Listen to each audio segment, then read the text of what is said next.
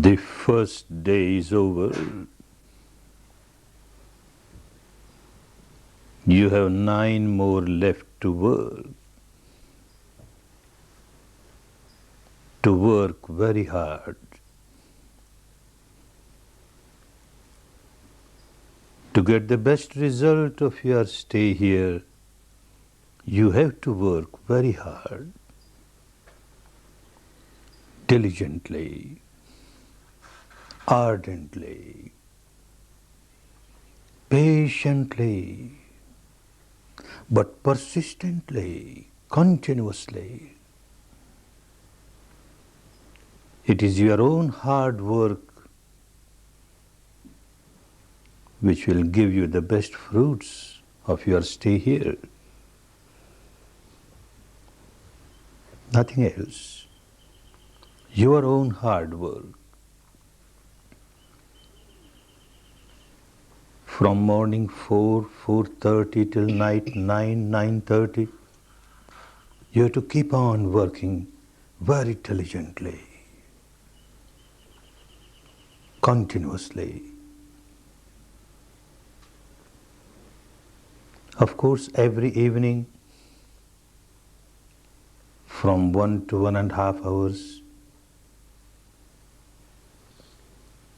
there will be these Dhamma talks. And understand they are not for any kind of an intellectual entertainment. They are just for you to understand the technique,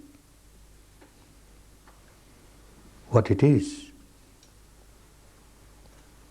how you have to work.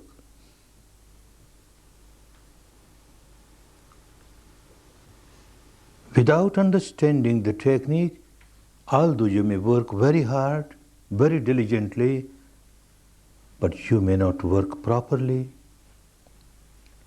And if you don't work properly, you can't expect the results, the good results that everyone gets by practicing this technique. So these evening talks are to understand how this technique wants you to work, and then work accordingly.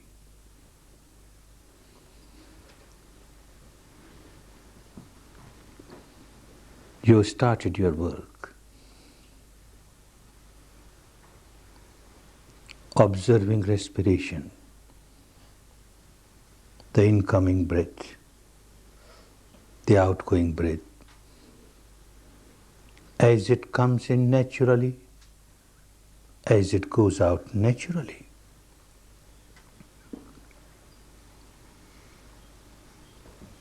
This is not a breathing exercise. You are not supposed to control your breath, not supposed to regulate your breath. This is not the practice of what is called pranayama, where it is necessary to regulate the breath. Different techniques have different peculiarities, specialities. We are not here to condemn other techniques, but while you are here to give a fair trial to this technique, you are here to give full justice to this technique, you must understand the speciality of this technique, the peculiarity of this technique, and adhere to this peculiarity and work exactly as this technique wants you to work. Don't try to regulate your breath, natural breath. If it is deep, you are aware, it is deep. If it is shallow, you are aware, it is shallow. If it passes through the left nostril, you are aware, it is passing through the left nostril. If it passes through the right nostril, you are just aware, it is passing through the right nostril. If it is passing through both the nostrils simultaneously, you are just aware, passing through both the nostrils simultaneously. That's all. Don't interfere with the natural flow of the breath. Let the nature play its own role. And your role is just observe. Just observe the reality as it is. Not as you would like it to be, but as it is. This is the speciality of this technique. You start by observing the breath as it is. Pure breath, bare breath, nothing else but breath.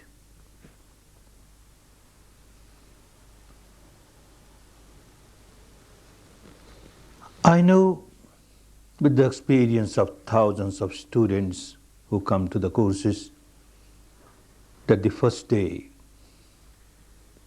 is a difficult day.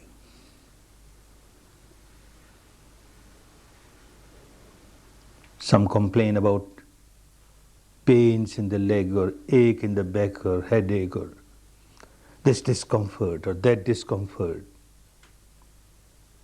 Natural. One basic reason is that your body and your mind, both, have become prisoners of their own habit pattern of life. Now we are doing something to which they are not accustomed. So they start resenting, they start revolting. The body starts revolting. I don't like it. The mind starts revolting. I don't like it. So you feel very uncomfortable. Natural. But that is one reason, a minor reason. The major reason of your discomfort is this technique itself. Because you started working exactly as this technique wants you to work, these difficulties, discomforts, inconveniences have started manifesting themselves. Because you started observing natural breath, normal breath, bare breath, nothing but breath.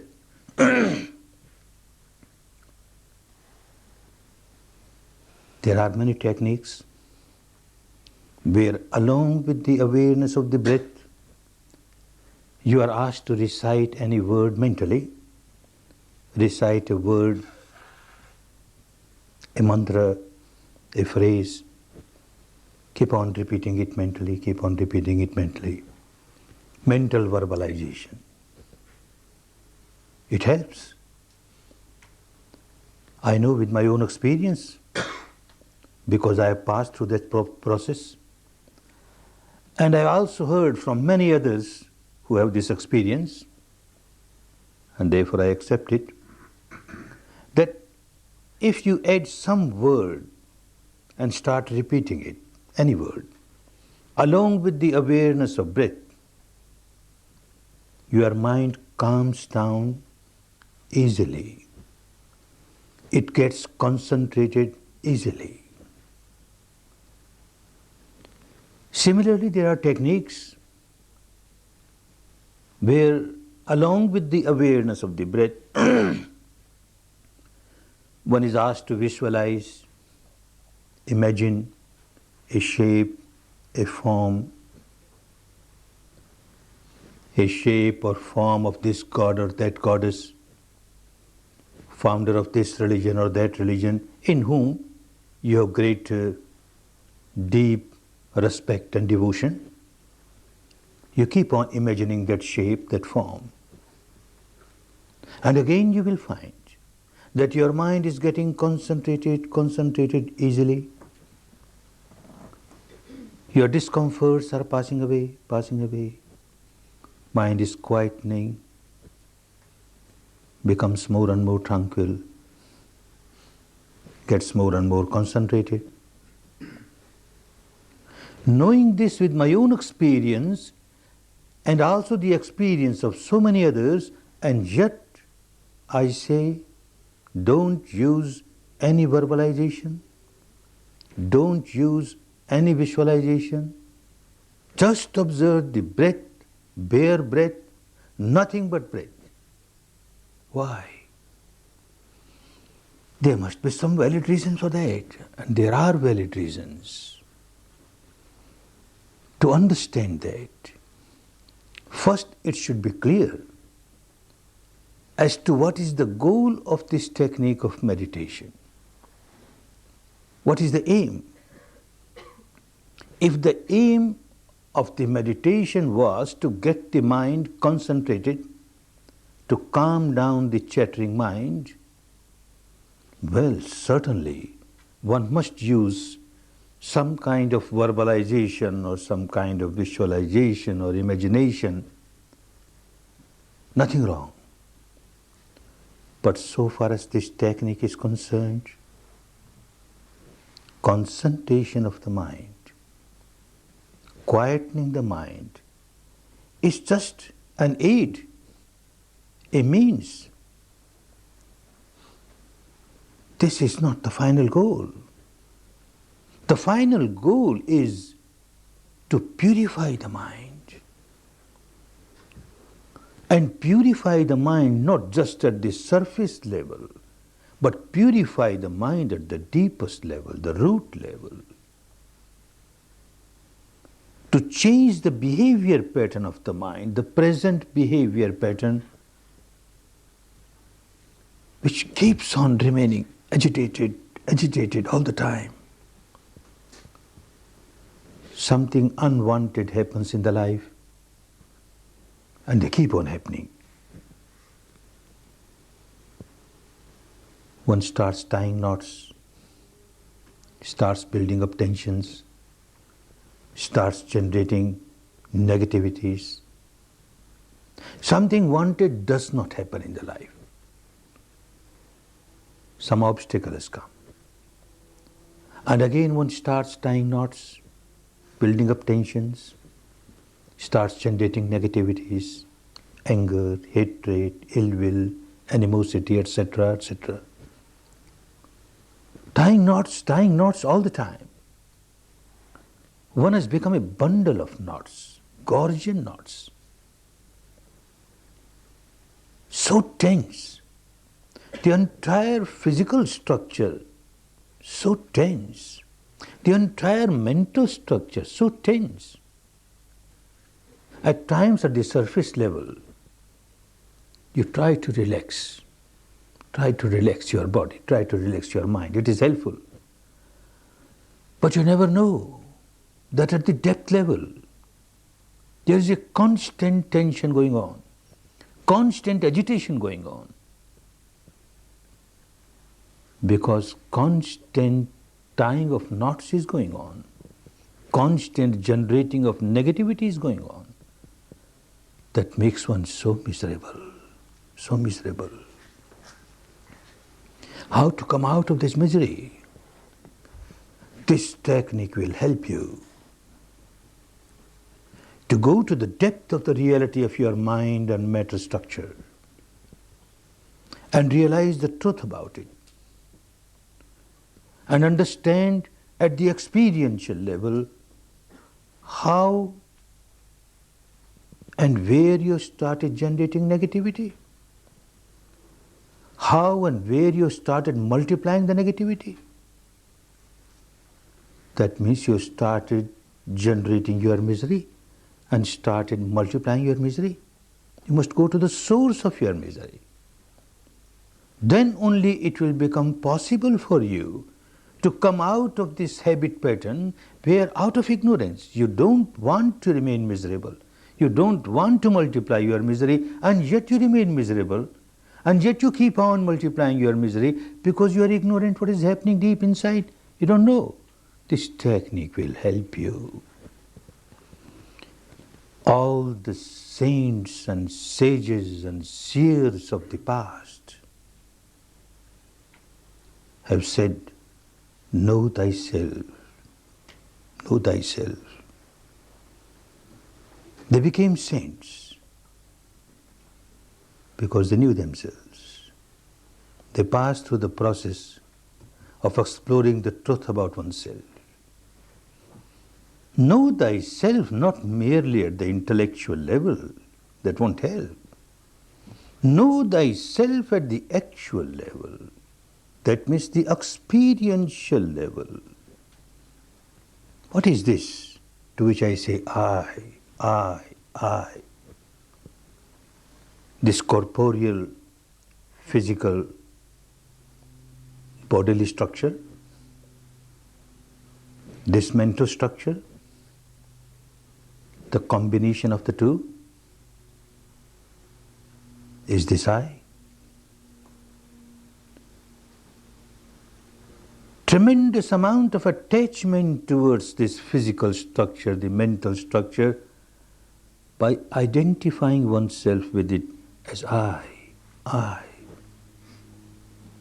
And the resultant misery. When you identify yourself with the matter and the mind, and you develop attachment towards it, you start becoming tense. You start tying knots. And the misery starts. To accept it merely at the intellectual level, or even to accept it at the devotional level, because an enlightened person has said so, doesn't work. At the actual level, you have to explore the truth, the reality of your entire being, the mind, the matter, from the surface level, the apparent grossest level, going deeper, deeper, deeper, subtler, subtler, subtler, subtlest level. This technique will help you to explore the truth of the entire field of matter, to explore the truth of the entire field of mind at the experiential level. If someone wants to realize the truth at the experiential level, one has to work within the framework of the body, not outside.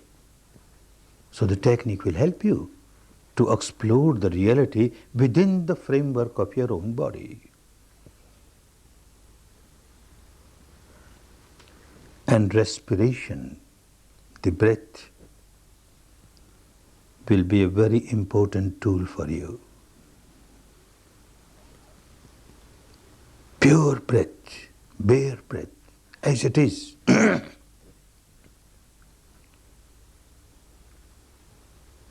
One reason why we do not want you to have any verbalization or visualization is, of course, a minor reason, but still an important reason is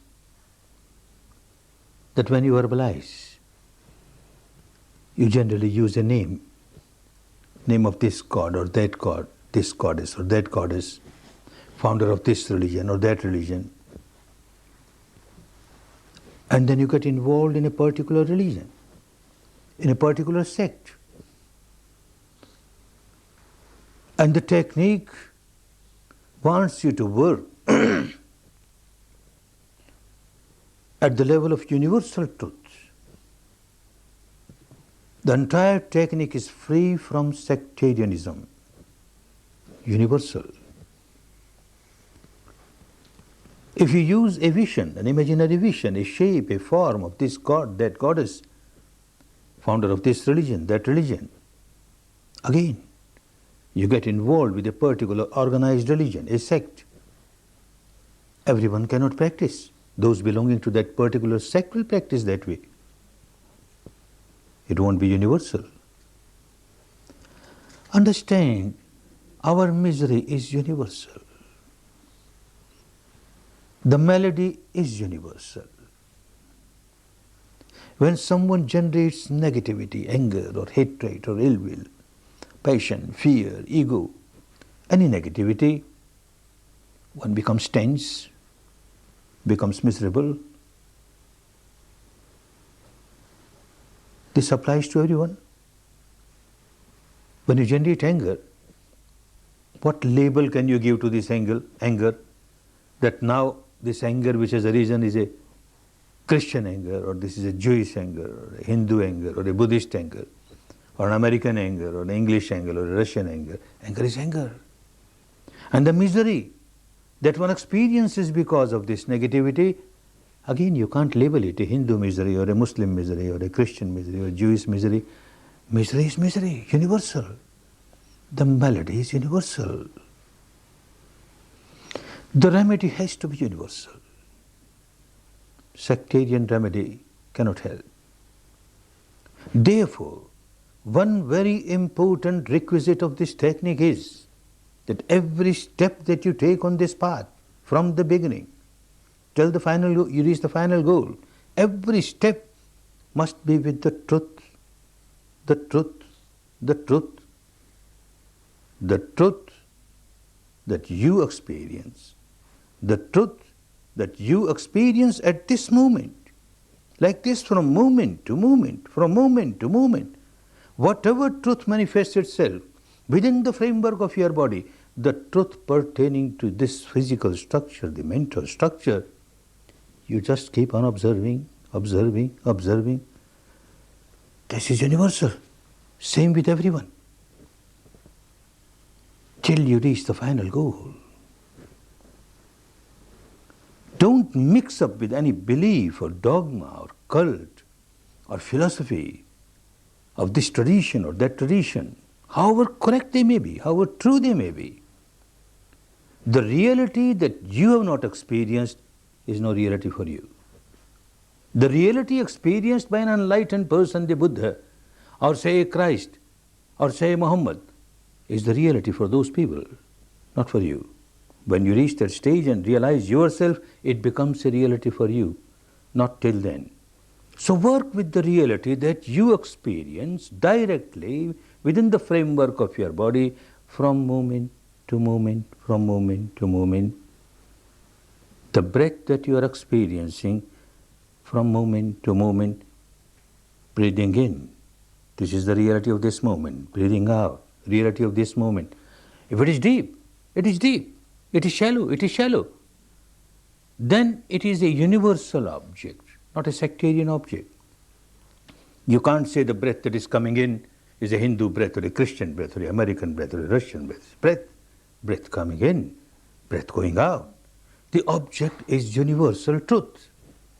If you keep on working with universal truths, the technique is such, it will keep on taking you from very solidified, intensified, apparent truth of the surface level, and you will find how day to day, as you are here for 10 days, day to day, piercingly, penetratingly,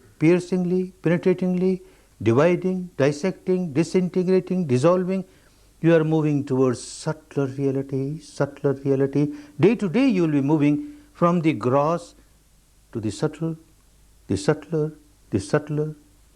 And certainly this technique will take you to the stage where you experience this subtlest truth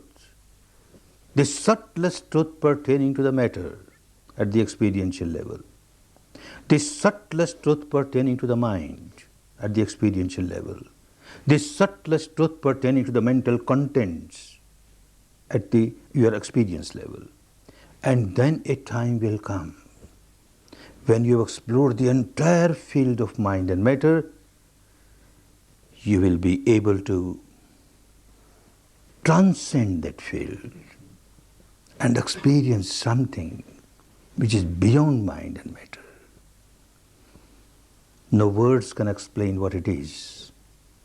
It has to be witnessed, to be experienced, the ultimate truth. And the whole process is a process which will make you realize the truth about your own self. Know thyself. The process of knowing yourself becomes a process of knowing the law, the nature, the universal law of nature. Then you start understanding the universal law of nature as you experience the truth within yourself. The universal law which governs the entire universe, animate, inanimate, which is applicable to everyone, everything, that becomes so clear. This universal law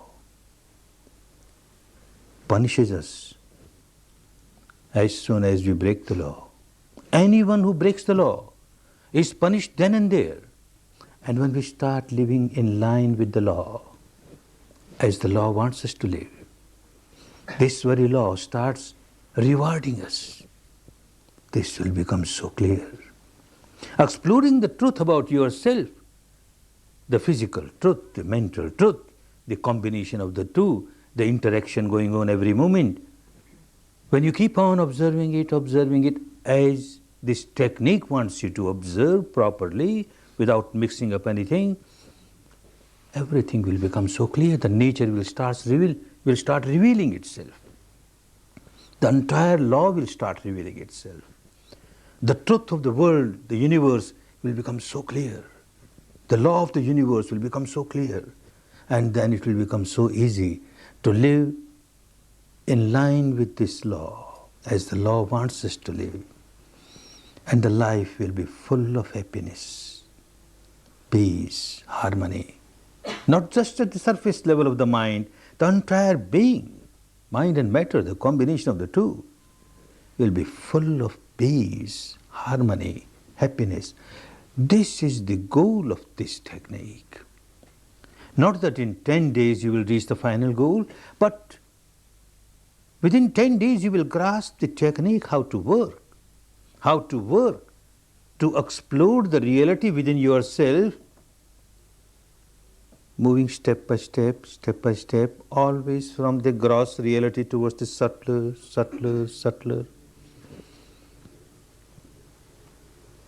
without mixing anything else with it. The truth as you experience from moment to moment. And for this, to start with, the breath is a very important tool. If you mix up some verbalization with it or visualization with it, as I said, the concentration will become very easy. True. But as your mind gets concentrated with the verbalization, with the visualization, you forget all about the breath. Your mind gets concentrated, you start experiencing peace at the surface level of the mind. Then the whole process of exploring the truth pertaining to yourself from the surface to the depth is lost, because the tool is lost. Bare breath was an important tool with the help of which you could have gone much deeper. Therefore, don't miss this tool, at least at this stage. Later on, you will get some more tools which will help you to go deeper. Now, breath is very important for you. Bare breath, pure breath. Like you want to explore the truth about your body. What one knows about one's body. One may have read books on physiology or anatomy, and might have seen charts, this or that. That doesn't mean that you know. You don't know at the experiential level. It is just an intellectual game. At the experiential level, you know so little about your body. You know something about the external organs, the limbs, the eyes, etc., how they work, how they function. They work according to your wishes, according to your desires, according to your commands. If you want your eyes to get open, it opens up, close, your hands raised, your leg move, whatever wish you have. According to that, these limbs, these organs outside, they start working. But how about organs inside? The heart, the lungs, kidney, liver, etc. They don't work according to your wishes, your desire, your command. If you give a command to your heart, stop beating, it won't stop. If you say you slow down, it won't slow down. If you want it to become fast, it won't become fast. You have no command over it. You have no control over it. What to talk of these big organs inside? The entire material structure, the physical structure, the corporeal structure is made up of tiny little atoms, subatomic particles. And every particle has some activity or the other. Every moment something is happening there. You are not knowing because you are not experienced. This technique will help you to experience that. But you have no control over that. It is just happening naturally. Oh, so you know something about this physical structure at the surface level, at the external level, where things happen intentionally as well as unintentionally. But you know nothing about things which are happening inside unintentionally. They are just happening. You have no control over them. The enlightened one found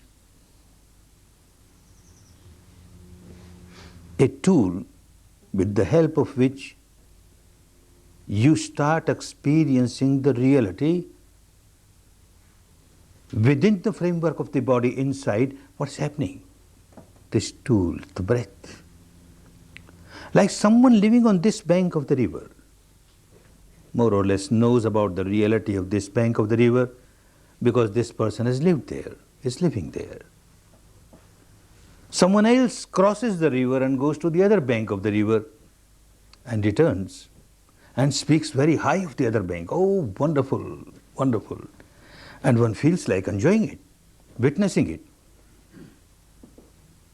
But one sits at this bank of the river with folded hands, moist eyes, choking voice, starts praying, craving, crying.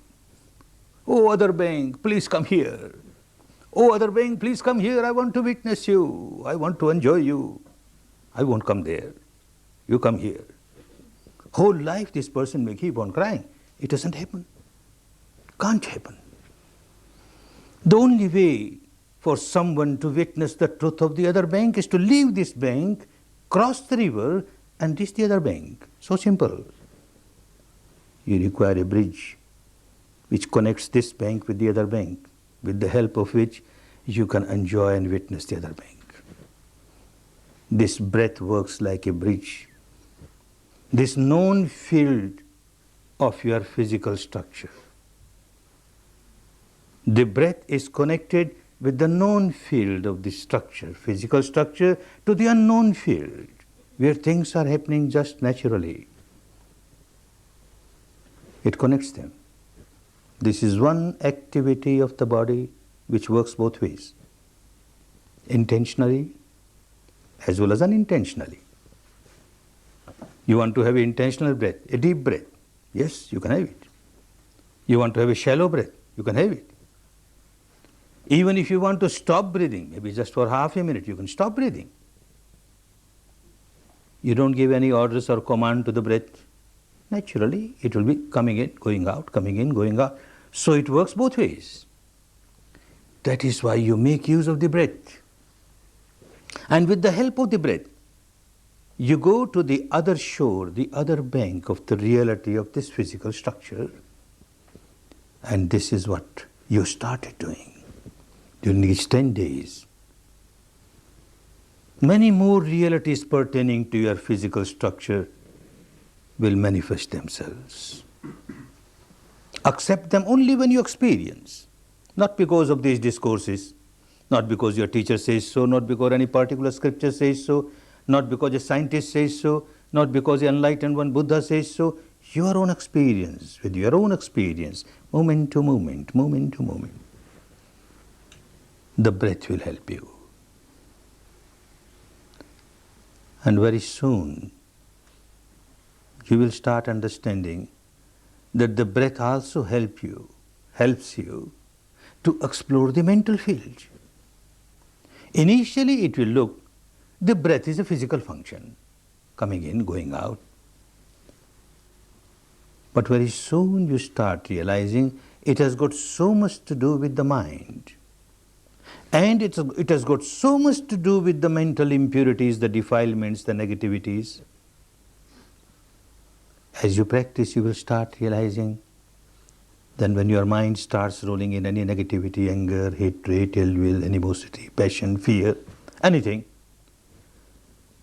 the respiration, the breath loses its normality. It is no more normal. It becomes slightly hard. It becomes slightly fast. And when that particular negativity has passed away, you find the breath has again become normal. Your breath is strongly related to your mind also, and the mental negativities also. It will become clearer and clearer. And you are here to go to the source of your problem, your day-to-day problem. That means the origin of your negativities. This breath will help you at the mental level to go to the depth of your problem where the negativity arises. It will help you to explore the reality about your mind also. At the material level, you were just observing the whole day, the breath coming in, the breath going out, coming in, going out, passing through left nostril, passing through right nostril, passing through both the nostrils, deep, shallow, whatever it is, you are observing it.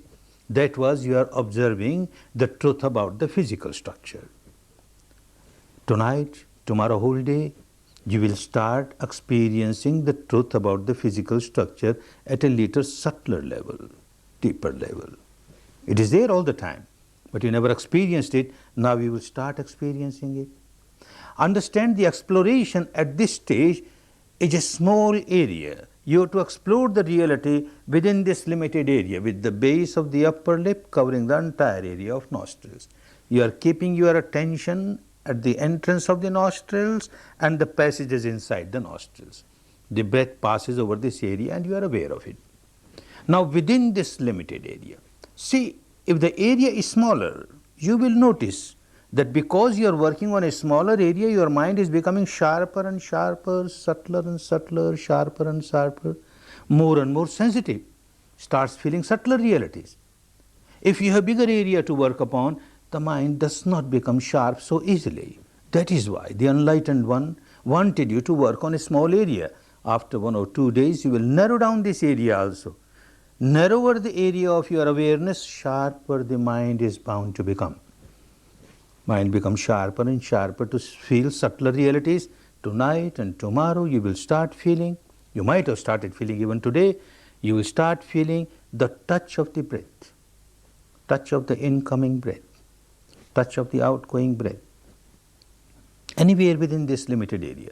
Not necessary it should touch everywhere. Anywhere on the inner walls of the nostrils, or maybe on the outer rings of the nostrils, or maybe on the area below the nostrils, above the upper lip. Within this limited area, anywhere you feel the touch, you are just aware, do nothing. The whole technique is just be aware, just be aware. If you feel a touch, you are aware, there is a touch. If you don't feel, you don't feel, you are just aware, the breath coming in, going out, but give importance to the touch. And then you will notice, day after tomorrow, you started feeling still subtler reality, and the day after, still subtler reality. Like this, you will move from the gross reality to the subtle reality, the subtler, the subtler, the subtlest, pertaining to this corporeal body, and so also pertaining to the mind. Today, nobody told you to observe your mind, but unintentionally you started observing your mind. You noticed what kind of mind I am carrying. You were asked to observe your respiration. You observe hardly 2 respiration and gone. This mind is gone somewhere. And after a long time you realize, oh, where it is gone? I was here to observe my breath, and again you bring it. Again after 1 or 2 breaths, gone somewhere. And again you realize you bring it back. And not only that, when you find this mind wandering again and again, a flickering mind, you feel so agitated. What kind of mind I am carrying? It cannot work this ordinary work just to observe. It has nothing to do. Respiration is there. It's not a breathing exercise that you get fatigued because of that. It is there. And your job is just observe. It's just happening. You're sitting on the bank of the river. The river is flowing. What do you have to do? And still, it cannot do even this easy job. You feel very frustrated. You generate agitation, irritation. Oh no, no. Then you are going against the technique. This is your own habit pattern of the mind, that when something unwanted happens, you react. You react with irritation, with agitation, with negativity, and this is what you started doing. Now you want the mind to get concentrated, and look, it is not concentrated. So you start reacting. Oh no, no, no. The technique wants you just accept the fact. Mind has wandered away. At this moment, the mind has wandered away. Smilingly accept it, wandered away. So what? The breath is still there. I come back to breath. Come back to breath. Again it wanders away. Again come back to breath. Very soon you will realize that as soon as you accept the fact the mind has wandered away, you won't have to pull it back to the breath. It just comes. It will come automatically. You just accept the fact mind has wandered away. Enough. It will come back to the breath. So you started observing your mind, the nature of your mind. It keeps on wandering. What a fleeting mind, a flickering mind, a wandering mind. Another reality, where does it wander? Oh, so many objects. You can't keep a diary. You're not allowed to keep a diary here, but even if you were allowed, not possible for anyone to keep a diary where it wandered. Every moment it is somewhere on the sky or somewhere in another world altogether. You can't keep a diary. But still, carefully if you notice, you will find there are only two fields for this mind to wander. The field of the past memories, the field of the future. A memory will arise in your mind, this memory or that memory. At this moment, this memory, later on maybe some other memory. But some memory, it so happened. Oh, so-and-so insulted me in the past. So-and-so abused me. At that time I didn't know what to do. Now this fellow insults me. I will retort like this. I will reply like this. I will do like, and start rolling in future. And you keep on rolling in future. Again suddenly a thought of the past comes. And you start rolling in the past. Again you jump to the future. And you keep on rolling in the future. This is the habit pattern of my mind. It keeps on rolling in the past or rolling in the future. It does not want to live in the present. And one has to live in the present. How can you live in the past? The past is gone forever. You cannot buy back the moment that has gone away. You cannot buy back it and relive, giving all the dollars of the world. Impossible. It's gone forever. And future is future. Unless it becomes present, you can't live. You have to live in the present. And look what sort of mind, which does not want to live in present. Oh, that is the reason why it remains so agitated. It does not know the art of living. And the whole technique teaches you the art of living, how to live in the present moment. Even a few moments you get, when you are with the respiration, this is the moment, the reality of this moment, the breath coming in, the breath going out. And all other moments, when you were rolling in the past or in the future, was the result of the habit pattern of the mind. Another reality will become clearer and clearer. Well, it wanders in the past, it wanders in the future. What kind of thoughts? Again, two kinds of thoughts, two patterns. Pleasant, unpleasant. When it rolls in the past memories, the memory may be pleasant memory or unpleasant memory. When it rolls in future, the thought of the future may be pleasant or unpleasant. So either it is pleasant or it is unpleasant. Then you will notice that when it has started rolling in something pleasant of the past or of the future, then a part of the mind has started reacting. I like it. Wonderful. This should happen again and again. Oh, wonderful. Wonderful. This liking, it turns into craving. And it turns into clinging. And you don't know how you have lost the balance of your mind. You have become unbalanced, you become miserable, because you started craving, you started clinging. Similarly, when the mind starts rolling in a thought unpleasant, of past, of future, you will notice a part of the mind will start reacting, I don't like it, I don't like it.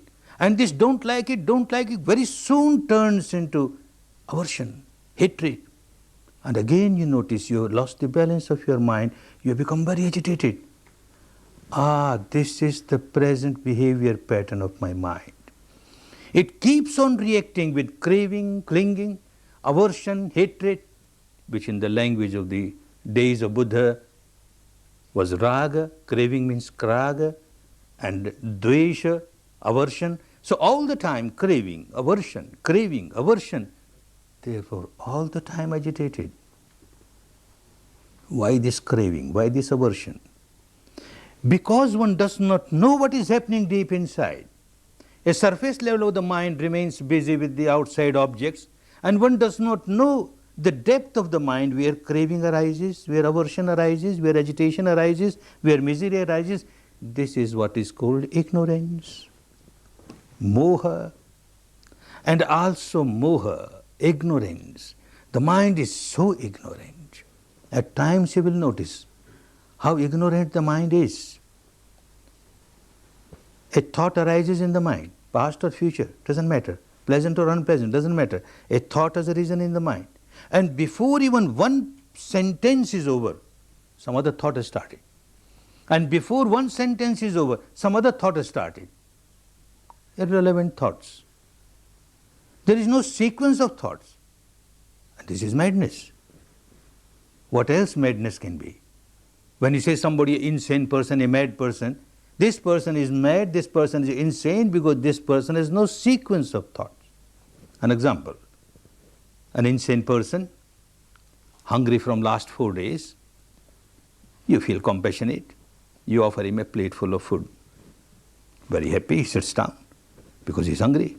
He takes just one morsel of the food, and before this morsel reaches the mouth, his thought pattern has changed. Now he starts thinking, I am in a bathroom, I am taking bath, and this is a soap cake. Starts rubbing it on his body. And before that is over, another thought starts coming. This person who has come is my enemy, and he has come to kill me. And before he kills me, I should kill him. And how to kill him? Oh, these are the hand grenades. I throw, and he will be dead. Throws away whole food. This is a mad person, insane person. He has got no sequence of thought. Everyone will realize how insane one is. You got no sequence of thoughts. One thing starts and then suddenly something else will start and then suddenly something else will start. Madness. And this is called moha, ignorance. One ignorance is that you don't know what is happening. One ignorance that there is no sequence of your thought.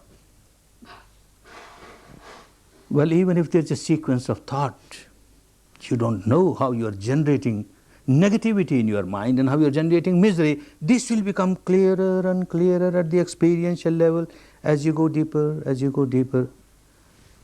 The interaction of the mind and the matter will become clearer, clearer, clearer. And you have to work for that. Work in the way that this technique wants you to work. Then the work will become easy. Not to condemn any other technique. Whatever you were practicing in the past, don't condemn it. You were involved in rites or rituals or religious ceremonies, don't condemn. But for these 10 days, you have come here to give a fair trial to this technique, to get best result of your 10 days. To give 10 days of the life for a householder is not easy. Multifarious responsibility of the householder, and to leave all that aside and then just come here to explore what is this breath and what is this body and what is this mind. What's the purpose? A very important purpose which helps you to learn the art of living, how to live peacefully and harmoniously, peace and harmony within, and how to generate nothing but peace and harmony for others. Now when you generate negativity, you become miserable. Everyone who generates negativity bound to become miserable, and one does not keep this misery limited to oneself. When you generate negativity and become miserable, you start throwing this misery on others. You make the entire atmosphere around you so tense. Anyone who comes in contact with you at that time becomes tense, becomes miserable, This is not the proper way of life. The art of life is missing. And Vipassana will teach you the art of life. A way of life, a proper way of life, a code of conduct. How to live peacefully and harmoniously within. And how to generate nothing but peace and harmony for others. And that is possible only when you explore the truth of the nature, the present nature of your own mind and matter, the nature of the law of the universe. All that has to be experienced. Then you will find a change has started coming in you, a change for better, for which you have to work hard. And for that, there are certain important advices, some warnings for you, so that you make best use of your next 9 days. One very important thing is that this is a very serious job that you are doing. It is actually a deep surgical operation of your own mind, deep surgical operation. And when you do deep surgical operation, very deep-rooted complexes start coming up on the surface. Natural. When you cut open the wound, the pus starts coming up on the surface. It is for your good. But the whole process of cutting the wound and taking the pus out is unpleasant. You have to face it, accept it, bravely. I have to cut open the wound to take out the pus. And every unpleasant experience that you have, bear it smilingly, because it is for your good. As I said, the discomforts that you started experiencing today is a part of the game. You started making an operation of the mind. The wound is cut and the pus has started coming up on the surface. And you have to face the music now. Face it. Face it smilingly. You have to face. Example. Back in the East, when a housewife prepares food, they use the fireplace using charcoal, the burning charcoal. The food is cooked. And now this fire is not needed, and they want to use this charcoal again for the next cooking. To extinguish the fire, they take a handful of water and throw on those burning charcoals. The nature of the charcoal, hot, so hot, burning hot. Nature of this water, so cold. As they come in contact, this cold, this hot, great impact, great reaction. And there is a great reaction, chung. There's a sound of chung comes there. You throw another handful of water. Again chung. You keep on throwing handful of water, chung, chung, chung, till the temperature of the charcoal has come in line with the temperature of your water. It is no more hot. Then you may throw a bucket full of water. No chung. So understand, this is chung of your body. That moment, maybe you are working for 1 hour. You will have maybe one moment when your mind is just with your breath, coming in, going out, reality of this moment. There is no ignorance, this is the truth, there is no imagination involved, and no craving, no aversion. When a breath is coming in, you don't start craving, I want more breath, more breath. It is there, no use craving. And when the breath is going out, you don't start saying, I don't want breath, I don't. It is going out to come back, it goes out to come back. You just remain equanimous, you just observe. That particular moment when your mind is just equanimous, observing the truth as it is, without ignorance, with the reality, without craving, without aversion, is a wonderful moment. That moment, part of the mind is so pure, but still you got so much garbage deep inside. And all that impurity and negativity that you accumulated at the depth of your mind, this purity of this moment comes in contact with that impurity, big explosion, a volcanic explosion, a big chung. And that comes up on the surface, a pain in the leg and pain in the back, a pain in the head, oh, so much discomfort, oh, so much discomfort, I better run away, this is not good for me, and all those things bound to come. Make a strong determination. This is the operation of my mind. When you have a physical operation, the operation is performed by a surgeon outside, somebody else. and you are kept in anesthesia, you don't know what's happening. But here, you have to make your own operation, no anesthesia, and you have to face everything that comes up now. Be brave, face it. It is for your good. That is how you start changing the behavior pattern of the mind.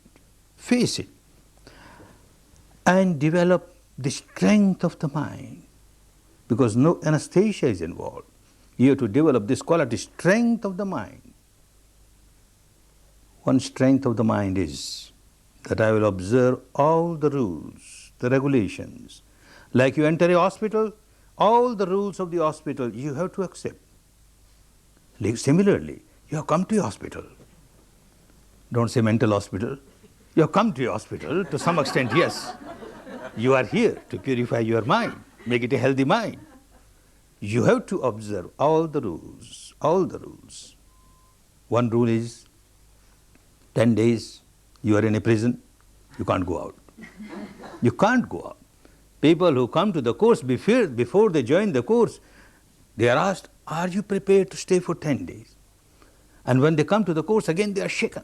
Are you prepared? Look, read these rules, sign up. Are you prepared? And then again somebody gives a small talk. Are you prepared? You have to stay for 10 days. And yet, with the experience of so many people and so many courses, we find, not all, but some who are a bit weak-minded, as the first day goes, the operation has started. The second day, there's agitation. One feels like running away. Oh, this is not good for me. Some other time. I'll come some other time. And wants to run away. No. Then again on the fourth day, another deep operation starts. And the fifth day goes deeper. By the time one reaches the sixth day, again, this agitation will start in the case of some. I want to run away. I want to run away. The second day, the sixth day, maybe on some other days too, but the second day, the sixth day, big agitation. Face them. Face these agitations bravely with a determination. I am here for 10 days. I have to take out this garbage from deep inside. All the pus of my wound should come out. It is unpleasant, but it is good for me. I will face it. As you go to your hospital where a surgical operation of the body is going on, you have half the operation, then you say to the surgeon, no, enough. Now I'll come again and have it operated. Nothing doing, the surgeon won't allow. So also the surgeon here won't allow. No teacher will allow you in the midst of the course to go away. So have a strong determination that I won't go away, let anything happen. Another strong determination that I will abide by all the rules, especially the timetable. I am supposed to be in the hall at 8 a.m. I must be here a couple of minutes earlier. 8 a.m. I am sitting cross-legged. I've started my meditation. You come gossiping, talking, lingering, saying here, saying there, and reach 10 minutes late, 15. Oh, this doesn't work. 8 o'clock, 8 o'clock. You must start at 8 o'clock. Time is very important. Every minute is so precious for you. And then, meditation period. You have to meditate. 8 to 11, meditate. Not that now there is time, I have sat for 1 hour, enough, now let me wash my clothes, let me take a bath, let I do this. Oh, nothing doing. Meditation period, meditation period. Strong determination. Another strong determination, 3 times a day. Morning 8 to 9, afternoon 2:30 to 3:30, and evening 6 to 7. You are in the hall. Let anything happen. I make a determination, I won't go out of the hall. I may keep on changing my posture, doesn't matter. Later on, after 3-4 days, you won't even change the posture. Don't get frightened by that now. Now at this stage, you can change the posture, but remain in the hall. This will give you the strength of the mind. Your determination helps you, a strong determination. Another warning, that you are asked to lie down, take rest.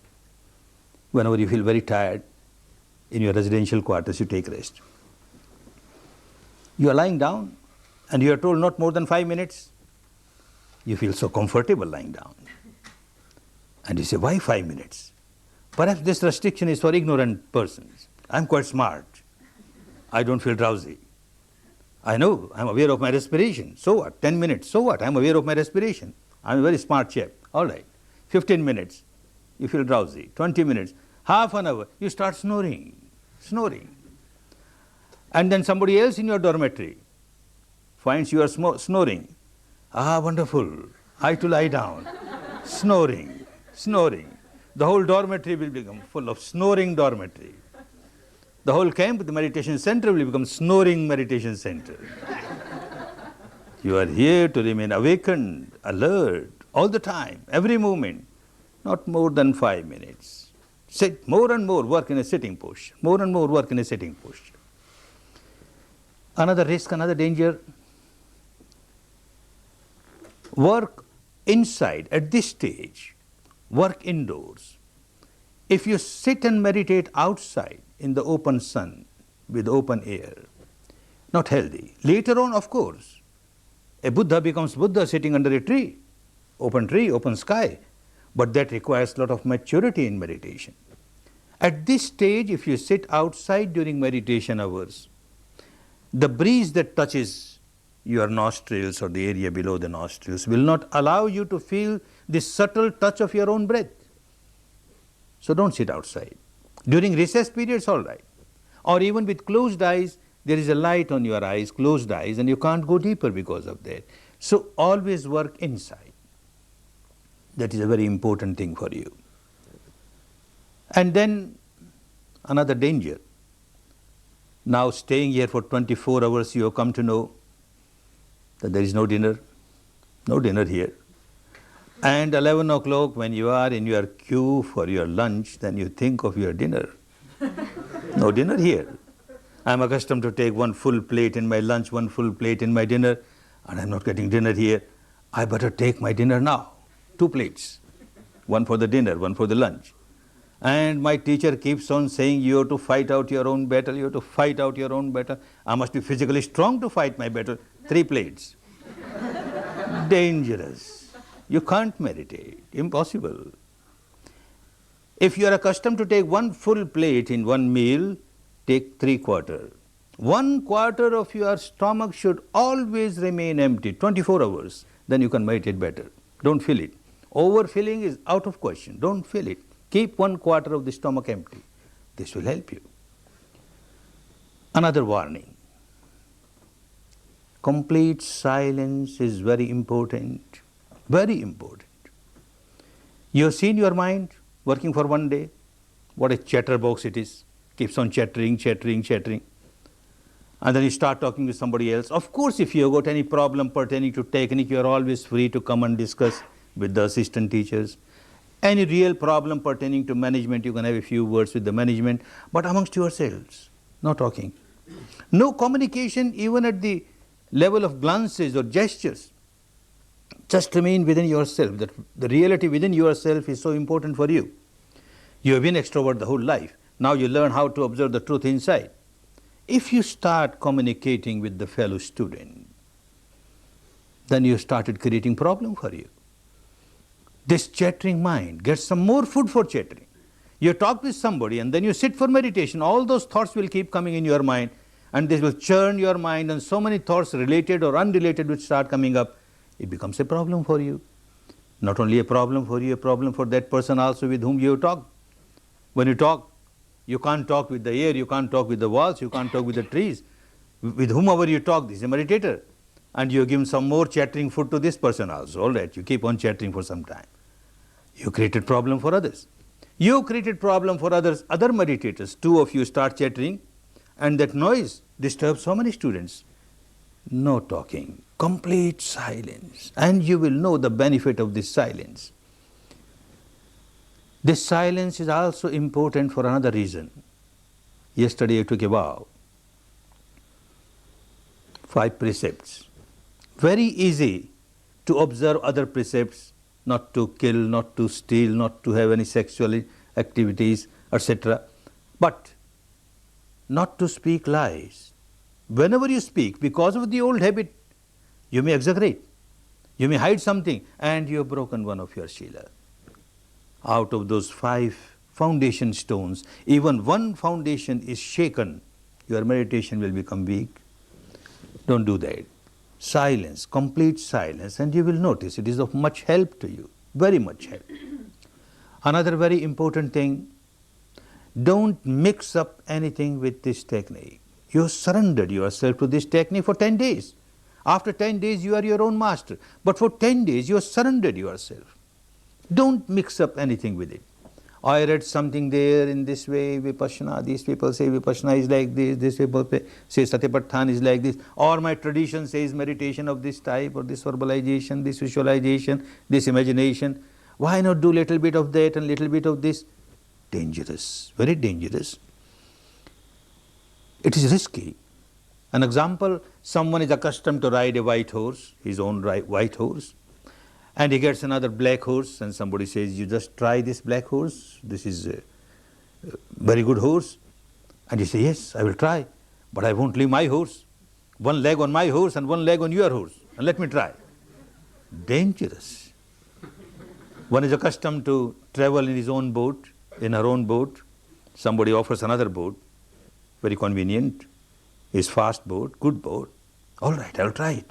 But one leg in my boat and one leg in your boat, more dangerous, more dangerous. Much more dangerous is one leg in this technique and one leg in the other technique. For 10 days, don't do that. Just work exactly as you are asked to work, for your own safety. We have seen cases in spite of repeated warnings, someone ignorantly doesn't listen and then gets entangled in a situation where even the teacher finds it difficult to take this person out of the danger. So don't do that. Unintentionally something starts, you can't help. There was your past practice, say with a word, verbalizing or visualizing, and because of the past habit it starts happening along with the breath, and when you realize, you say, oh no, no verbalization in this technique, no visualization, and you come out of it. Again it starts, again you come out of it, nothing wrong, no danger. But intentionally you start mixing up, then it gets so much churned deep inside, it will create difficulty. Don't take any risk. And also don't take any risk of moving outside the demarcated area. There is a meditation area, there is a big center, so keep within this limited area for your safety and see that you make use of every moment. The remaining 9 days are so important. If you work as you are asked to work, on the 10th day you will start realizing that yes, these 10 days were really remarkable days of my life. But that can happen only when you work. Make best use of the time. Make best use of the opportunity. Make best use of this facility. And make best use of this wonderful technique, the wonderful Dhamma, so scientific, so non-sectarian, so rational. Make use of it for your own good, for your own benefit, to come out of the bondages, the shackles, the chains of ignorance, of craving, of aversion, to enjoy real peace, real harmony, real happiness. May all of you enjoy real peace, real harmony, real happiness. Bhavat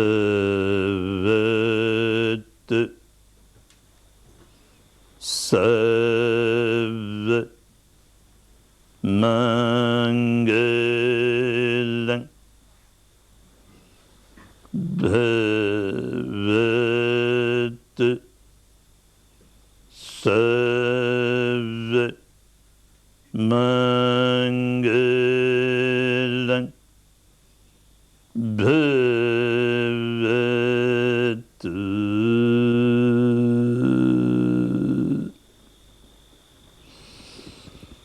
Sarva Mangalang.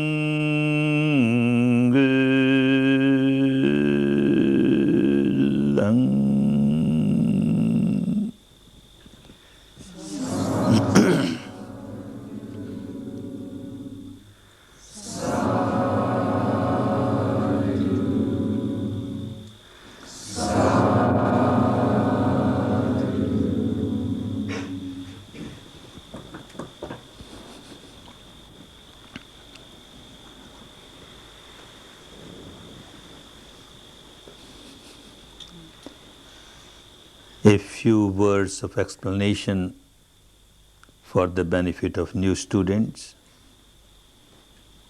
Just now you noticed, and you will be noticing again and again, where you heard me chanting 3 times these 3 words, Bhavatu, Sabba, Mangalam.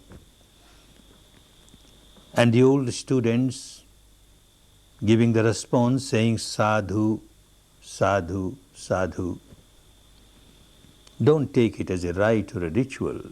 Understand what it is. According to the technique of Vipassana, as one keeps developing in it, whenever one performs any wholesome action, which is good for oneself and good for others, at the physical level or vocal level or mental level, when one finishes that particular wholesome action, one develops love and compassion and goodwill for others. May this wholesome action of mine result in the good of others.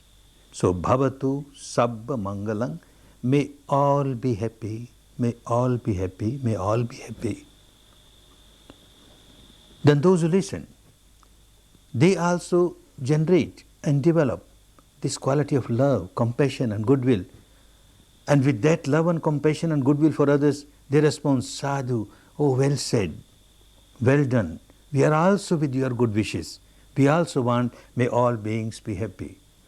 If you develop this kind of positive feeling of love, compassion for others, then say Sadhu, Sadhu, Sadhu. Otherwise not. Don't make it a rite or a ritual. Now you may take rest for about 5 minutes and then you start again. Take rest for about 5 minutes.